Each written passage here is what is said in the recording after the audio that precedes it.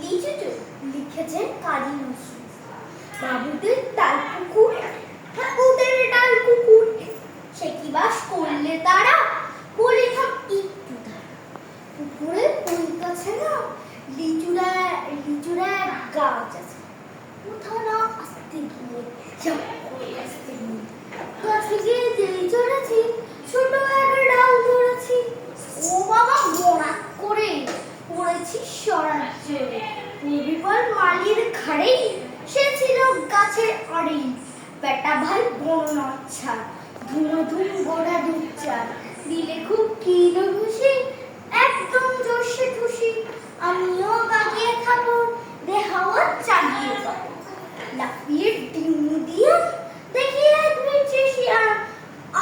ও বাবা শিয়াল কোথা, ভেড়াটা দাঁড়িয়ে বসা, দেখে যেই আপকে উঠা, কুকুরও জানলে ছোটা।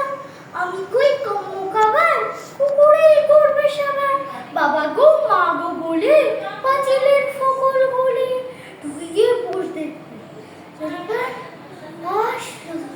ফের যাবি ভাই কানমুড়ি চুরিতে, আর যদি যাই তবে মন না নিবি ছা, কুকুরের চামড়া খেচা, সে কি ভাই চাই রে ভুলো,